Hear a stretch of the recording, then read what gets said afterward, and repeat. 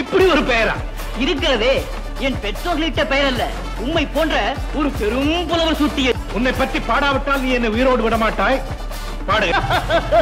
ஏன் சிரிக்கிறாய்? நீர் பாடிய பாடலில் சொற்குற்றம் இல்லை, ஆனால் பொருட்குற்றம் இருக்கிறது. குற்றமா? ஆமா.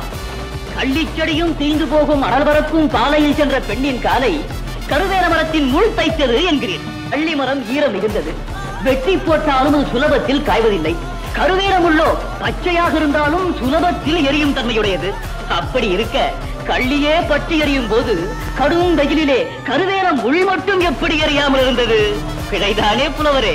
இந்த லட்சணத்தில் கல்வி செல்வம் ஏராளமாக வைத்திருப்பதாக தலைக்கணம் வேறு, தமிழ் புலமை வேறு, பார்வதி பரமேஸ்வரன் பக்தி வேறு, பெட்டையை பாடும் வாயால் முட்டையை பாடமாட்டேன் என்ற திமிரான பேச்சு வேறு. எம்பெருமானே, அம்மையே, அப்பா, யாரு? முட்டை